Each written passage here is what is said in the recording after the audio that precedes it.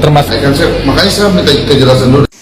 Pak, Bapak yang tadi yang baju hitam itu, kalau dari awal habis bicara di podcastnya Densu yang terakhir itu, besoknya langsung ke rumah sakit, kayak gini nggak?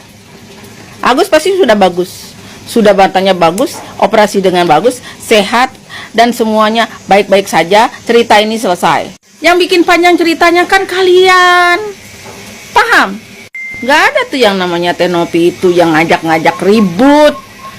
Dia terus itu udah baca kan WA-nya, tolong minta sama Tenopi tuh, WA Tenopi, telepon Tenopi ke Agus yang nggak mau diangkat, yang nggak mau dijawab. Malah kalian lapor Nopi kan, biar panjang kan. Ke rumah sakit kamu ajak, enggak kan? Ke kantor polisi kan, sampai malam kan, iya kan? Kalau saya kan saya tahu di Jakarta. Allahu Akbar, minta tisu. Biasa ya, karena aku nggak kepengen ngebully kan, juga nggak mau berburuk sangka orang udah lagi ketimpa apes gitu ya. Cuma dari awal dia bikin podcast sama Tenovi gitu ya, aku tuh bingung dari mana Agus tahu Tenovi itu ada di sebelah mananya gitu, dari arah mukanya gitu bisa nengok ke sini, lalu kalau lagi ngomong sama Gary dia bisa nengok ke situ, tuh tahu dari mana? Awalnya aku pikir oh mungkin itu kali ya tebak-tebakan dari arah suara datang. Lah tisu itu tidak bersuara. Kan waktu dia awal duduk di tempat itu tuh kan dipapah ya. Kok dia tahu tisunya letaknya di sebelah situ? Dia nggak gunain tangan kirinya, dia gunain tangan kanannya, bisa pas gitu.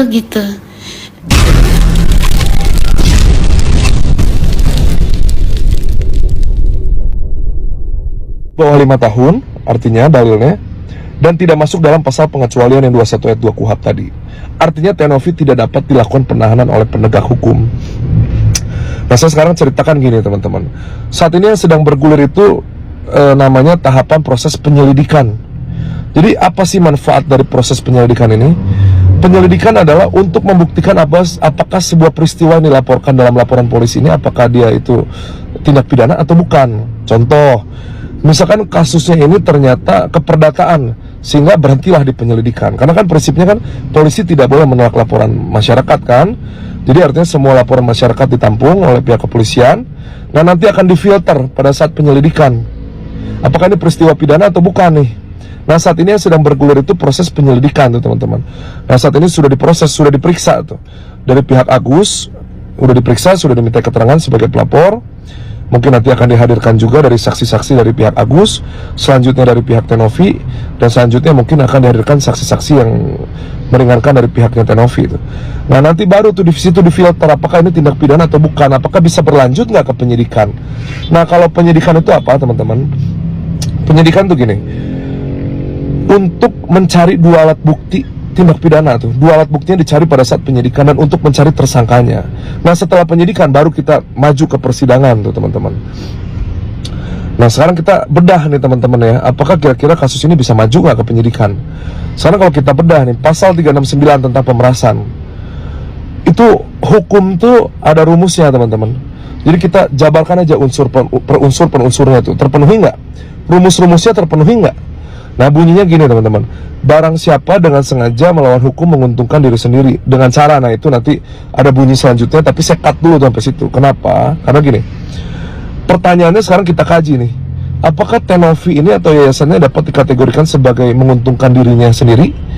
Faktanya saat ini uangnya masih dalam keadaan yang utuh, tidak dipergunakan secara sepihak oleh pihak Tenovi atau yayasan untuk menguntungkan dirinya sendiri. Uangnya masih dalam keadaan utuh dan itu dapat dibuktikan.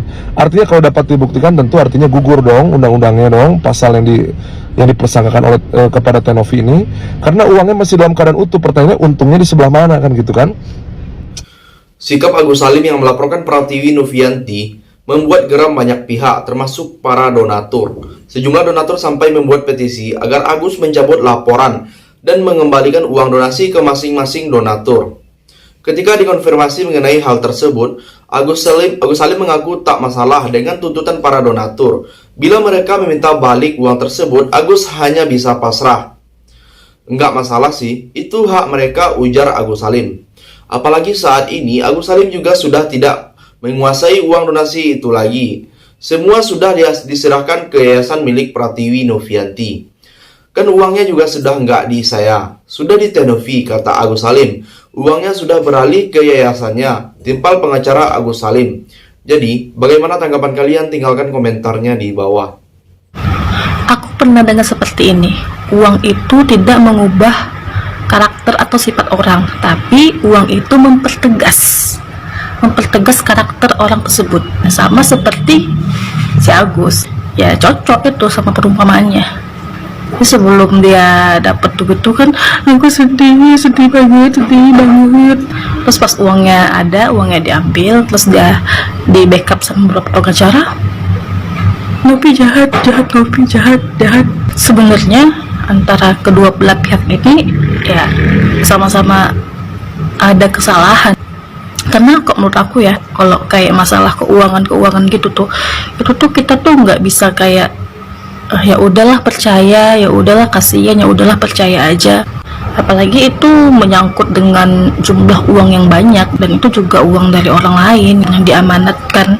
Jadinya kayak rasa aku tuh sangat disayangkan gitu loh, kayak Mbak Novinya ini terlalu percaya sih sama orang. Dan kalaupun si Agus itu merasa itu kayak milik dia, sebenarnya dia nggak ada salah di situ, emang bener juga gitu loh, karena ya uang udah masuk ke rekening kita gitu kan. Karena dari awal juga nggak ada perjanjian, fatalnya di situ gitu.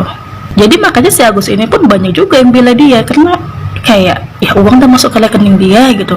Mungkin pun kalau kayak kita lah kan, yang orang-orang biasa ini ya, yang nggak pernah megang uang sampai 1,5 M, kita udah seneng, terus kayak tiba-tiba uang itu diambil, pasti kita juga kayak gimana gitu. Jadi kalau menurut aku ya dua-duanya ini sama-sama salah, sama-sama salah paham. Jadi si Agus juga salah paham karena nggak ada perjanjian. Mbak Novia juga keliru gitu, karena kayak langsung transfer ke Agus. Jadi menurut aku si Agusnya pun juga nggak 100% salah, si Mbak Novia juga nggak 100% salah. Kayak Mbak Novia juga punya niat baik, dan si Agusnya juga merasa kalau itu hak dia gitu kan. Jadi sebenarnya dua-duanya ini mereka itu bertahan dengan pikiran mereka gitu kan. Di sisi lain, Agus Salim meminta publik bertanya kepada Pratiwi Novianti saja untuk urusan pembatalan donasi, dan ia sudah tidak punya hak lagi membicarakan masalah uang. Kenapa masih harus sama saya, Ibu Agus Salim? Agus Salim sendiri kini masih harus memikirkan bagaimana cara melanjutkan proses pengobatan tanpa bantuan uang donasi tersebut. Kami masih ngapa-ngapain juga sekarang susah, ucap Agus Salim. Seperti diketahui, Agus Salim disiram air keras oleh rekan kerjanya yang bernama Aji. Atas tindakan tersebut, kedua mata Agus mengalami luka parah dan terancam buta selamanya. Jadi, bagaimana pendapat kalian? Silahkan tulis komentarnya di bawah.